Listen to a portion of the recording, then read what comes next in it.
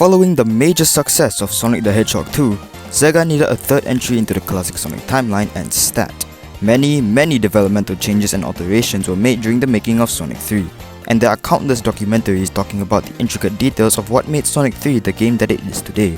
But something that many of these documentaries don't talk much about is the impact of Sonic's new ability in that game, appropriately titled the Insta-shield. This little addition to Sonic's moveset actually lasted a strong impact in Sonic's legacy, something that quite a number of people don't talk much about, which is why I've taken it upon myself to show you all why the Insta-shield is probably the best Sonic ability that our blue Hedgehog has ever had. But to do that, we must first go all the way back to its first ever appearance. And what better place to start other than...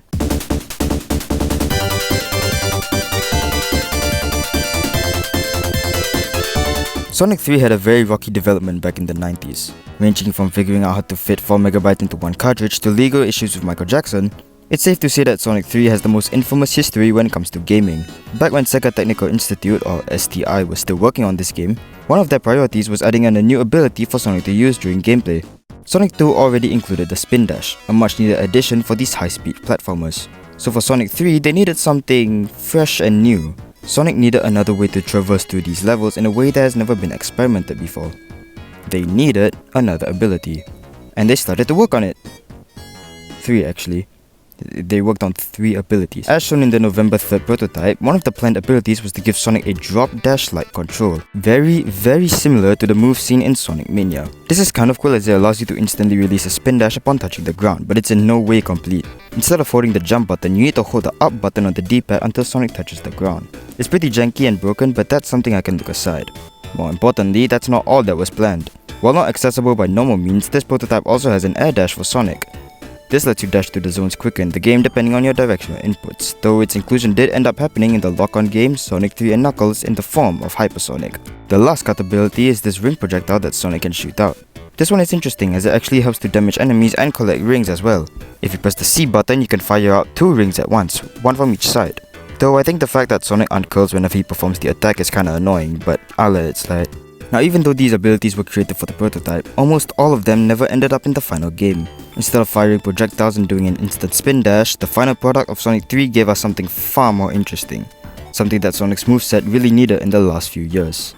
This was going to change everything. Magnificent. With the release of Sonic the Hedgehog 3, Sonic was given his new ability. The double attack, also known as the Insta-shield, was the hot new ability to this new game. Performing the Insta-shield is as easy as avoiding Sonic forces at the game store. Simply tap the jump button a second time while in the air after the initial jump, and a white streak will appear on Sonic.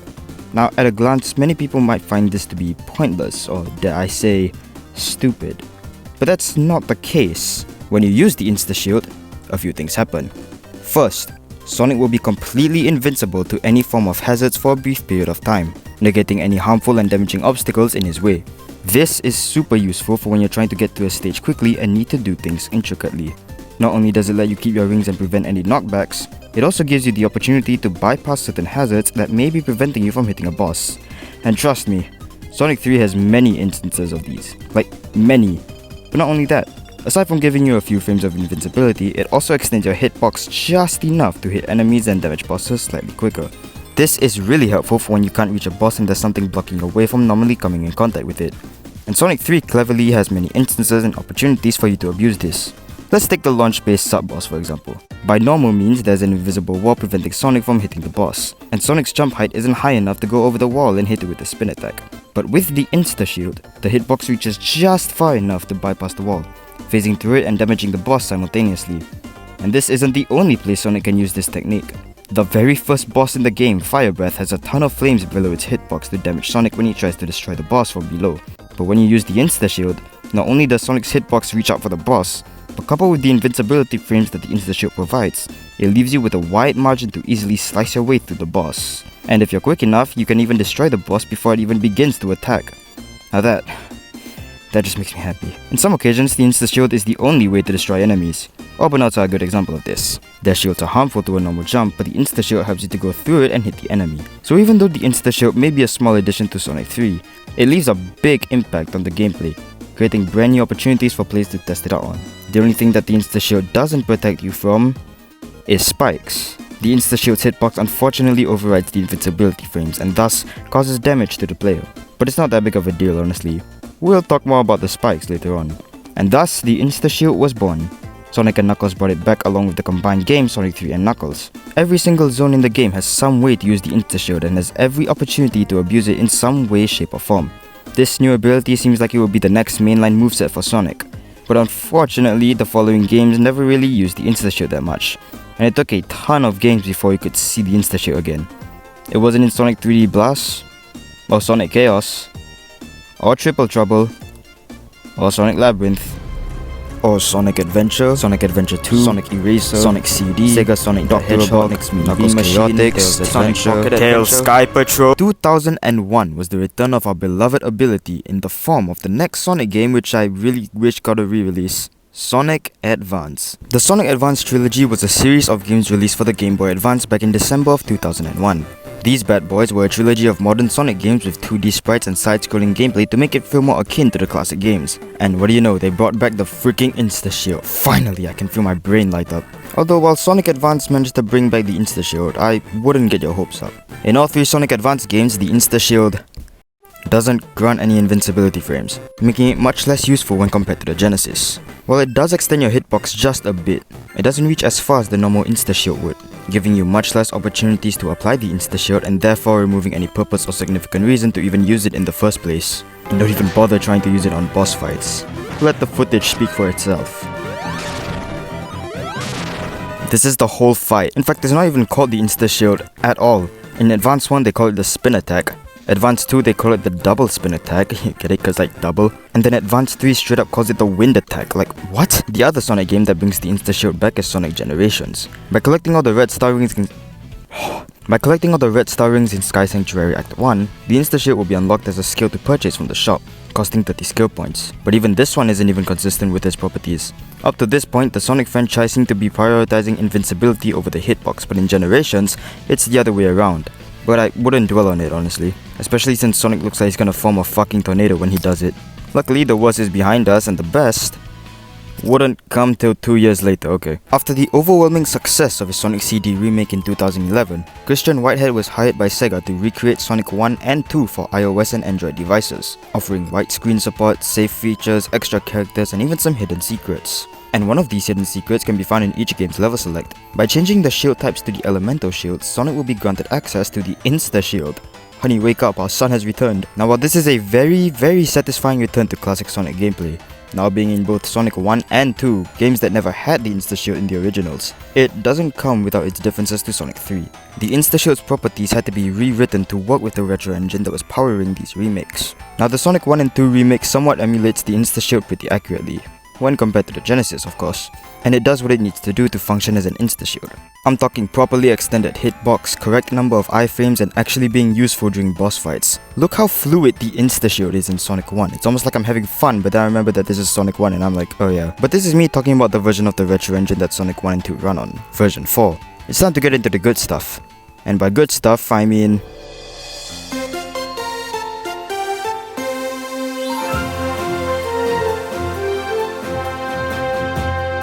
in 2017, Christian Whitehead along with his team of developers released Sonic Mania, a reimagining of the classic Sonic formula that fans have been quenching for the past few years. But this video isn't here to talk about Sonic Mania, oh no.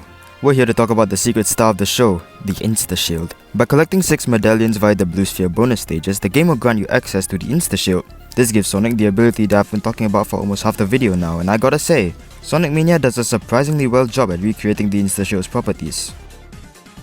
Had Sonic Mania not have been created on the updated retro engine. Okay, so remember when I said that Sonic 1 and 2's retro engine had to rewrite the code for the Insta-shield to make sure it was well emulated? Well, during the development of Sonic Mania, Taxman and Stealth worked together to give us Retro Engine version 5, an updated version with new frameworks that renders the old versions obsolete. And they fixed a lot of things from version 4 from a technical standpoint. The thing is, however, Retro Engine version 5 also had to rewrite the code for the Insta-shield.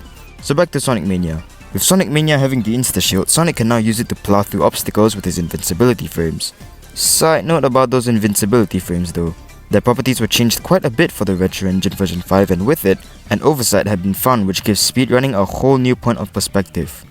It's a little trick that I call spike parrying. In Sonic 3, well, for the Genesis, trying to use the Insta-shield on spikes would damage you since the hitbox properties will override with the invincibility frames. But in Sonic Mania, using the Insta-shield on spikes would give you a few frames of invulnerability, allowing you to stand on top of spikes and jump off of them while still invincible, which reloads the Insta-shield, allowing you to perform spike parrying again on another bed of spikes. This is huge. The fact that you can abuse the invincibility frames and perform such an intricate and precise move just goes to show your level of thinking when it comes to playing on the Retro Engine remakes. Because Sonic Mania has quite a number of occasions where spike parrying can be incredibly helpful. You don't like platforming over these spike beds and taking things easy?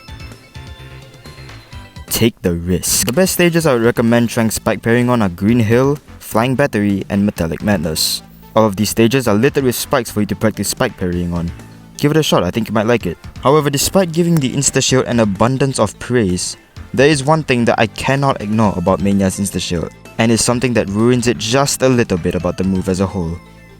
Two things actually. One of them being, the Insta-shield doesn't extend your hitbox. Okay, that's an exaggeration. It extends your hitbox just by the tiniest amount, but it's so unnoticeable that why would you even bother adding this?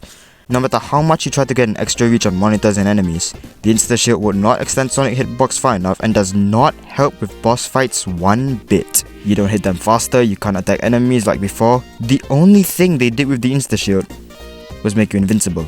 Which sounds cool until you realize, wait, why can't I kill enemies when I'm using the Insta-shield anymore?